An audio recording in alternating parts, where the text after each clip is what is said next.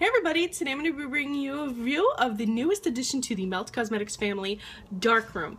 I do have a few things to tell you about the formula, the color. I have a dupe for you guys, and on top of all of that, I have some things to tell you about the new shades that they released, rather their restock. So I'm going to quickly start with that, and I hope you stay along for this little mini rant. Should only be like 30 seconds to a minute, so please bear with me. I noticed a lot of you on Instagram got the restocked GGAF, and I have the original one, and the original one is a very cobalt shade. So when I wear my cobalt blazer or wear my cobalt shoes, they are nearly intangible, like they're nearly identical. With that being said, I've seen a lot of people getting a DGAF that looked like the By Starlight swatch on the website. Very confused about that because the By Starlight swatch on the website is a dark violet purple, whereas the one that I have is very similar to Heroin. It's a medium purple. So with that being said, I'm very jealous of those of you who got the dark purple DGAF, but if you were hoping to get that cobalt blue shade, I feel bad for you guys because I don't know what they did wrong. They need to write down the formulas and stop changing things.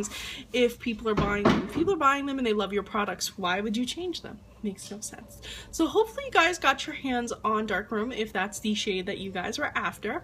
But I do have some notes about the formula. You may have noticed, if this is your first encounter with Melt, that the lipsticks, by the way, I just dropped mine, that the lipsticks are very drying.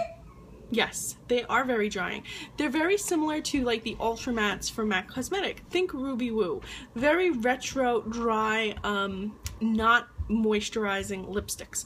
Now, why would they make a non-moisturizing lipsticks? Because the less moisture, the longer it lasts on your lips, and also the more vivid it is. So if you want a vivid, very long-lasting lipstick, that's what you have to give up sometimes. Moisture.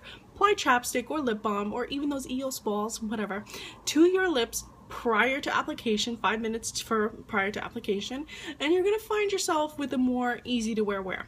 Now I get about 8 hours of wear out of these where I don't have to touch up at all. So if you are the kind of person that you don't want to be touching up all day, good choice to go with Melt. They are virtually transfer proof.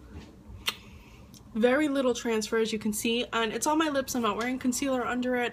I'm not wearing a liner. It's just this, and as you can see, I kissed and it doesn't even look like it went anywhere. So it's very nice in terms of that. But when you swipe this, you're not going to want to go willy-nilly and just go like some other lipsticks, because you're going to wind up with your tube breaking. You're going to wind up getting nicked on the side. You have to, or it might pull at your lip, tug at your lips, and I don't want anybody tugging and pulling at your lips. So go slowly, smoothly, you know, very slowly, like that, and you won't have as much problem. Maybe even slower. I just don't want to take forever.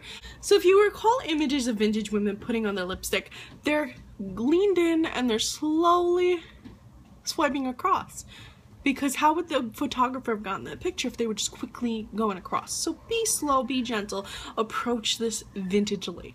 With that being said, let's swatch it up. Very, very slowly. And get a nice opaque finish. It's not streaky on the lips, so I don't know why it's giving me streakage here, but here I'll go over. It's not streaky at all on the lips. It actually applies very nicely as long as you go slow. But it's opaque in one swipe. You can do swipes, 2 swipes, and it still doesn't feel heavy. It doesn't bleed, it doesn't feather, it doesn't settle into fine lines. Overall, it's a pretty much dream formula to work with. But if it's just too matte for you, try Fashion Revival from MAC, which is a very similar shade. See?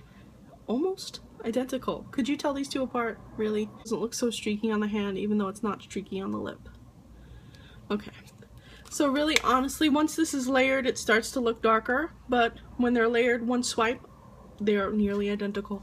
Also, Wet n Wild Sugar Plum Fairy, which is $1.99, is nearly identical as well. So you could pick up Melt Cosmetics for $19 plus the shipping, which comes to $26, or you can pick up a $16 MAC, or you can pick up a Wet n Wild Sugar Plum Fairy for $1.99.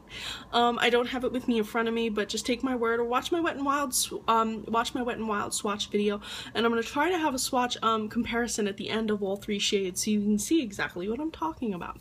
Anyway guys, I hope you enjoyed this quick review. I hope you enjoyed the additional information. I love to bring you guys as much information as possible. So if you do decide to pick this up, you're at least well informed.